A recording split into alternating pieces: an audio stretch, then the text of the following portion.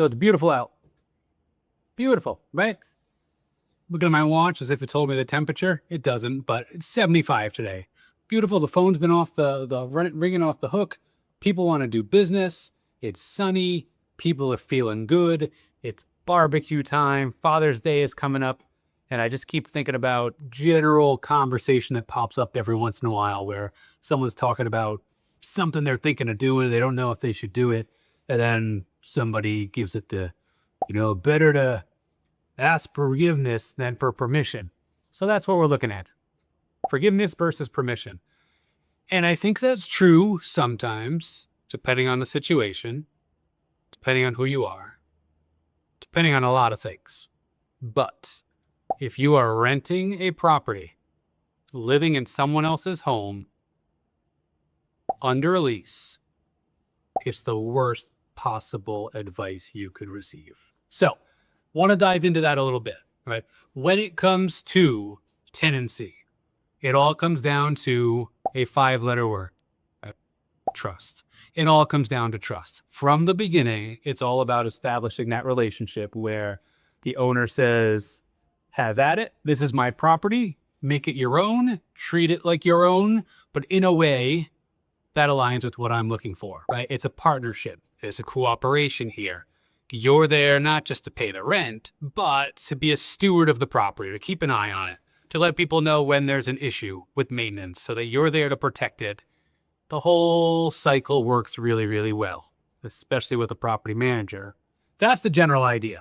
But when it comes to renting, if you have that, like, I'll ask for forgiveness instead of permission, it's going to backfire every single time, right? We see it in a couple different avenues, and I'll just kind of touch on 3 of them.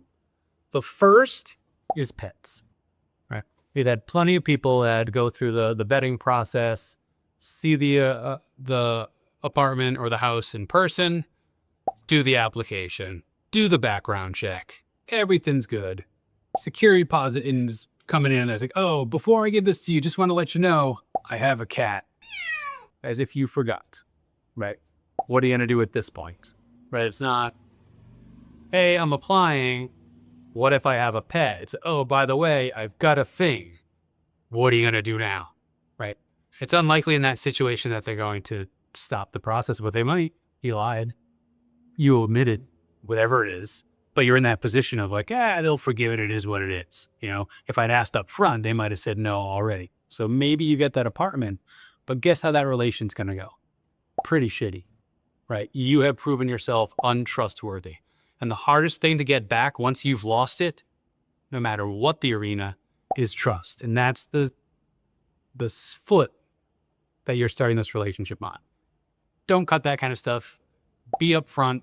Be transparent. No BS, right? Pets is the big one that we see when people are like, oh, I didn't mention that I've got a bird. Well, your neighbors are going to mention it, when they hear things squawking, right? Be out in front. Permission, not forgiveness, right? The second one that comes up, it's in pretty much every lease, is hanging stuff on the walls, right?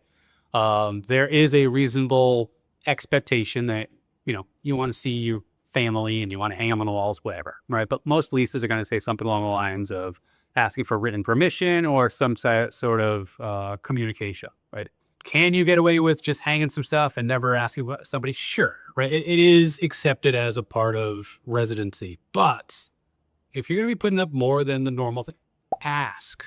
Or even if you're going to put up the normal amount, ask, right? It shows that you care about the property. Hey, I know that in the lease it says this, so I want to go ahead and reach out, let you know that I'm going to hang, 4 pictures of my grandkids in the kitchen, right? No one's ever going to care. Right? But it shows that you are taking that step. You're showing trustworthiness, right? You're showing that you seek permission, and that signals to the property owner that you're not doing anything sneaky, right? It matters. It matters a bunch. It's good for their comfort. That's what they're looking for. Again, it greases up that relationship in the best way. The third one, and I think we've got an old video on this back when Greg looked a little less inked up. I think it's like 3 years ago. It was about recreational items, pools, trampolines, some story about I think it was a bike ramp or a skateboard ramp or something some kid made. Perfect example, right? That's one that we see where people are like, oh, we'll just do it and see what happens, right? Ask for forgiveness. Well, if something goes sideways, right, the big issue with that is insurance typically does not cover those things. I'll just put a little pool. It does get hot in July. Something goes wrong. We've run into cities that have barrier laws, so that if you're gonna have a pool, it needs to have a 4-foot fence around it for obvious reasons, right? Some neighbor wanders in, something terrible happens. You're not looking for forgiveness at that point, right? Ask for permission up front. So again, kind of to tie it all together, right? As a tenant, your goal is to foster a strong relationship, or a relationship based on trust. And the best way to do that is to ask for permission. If you're in the ask for forgiveness mode, it's not going to end well. You can pretty much kiss that security deposit goodbye, right? You don't want to have an antagonistic relationship. You want trust. Earn it. Take that little step. Don't listen to your uncle at the barbecue.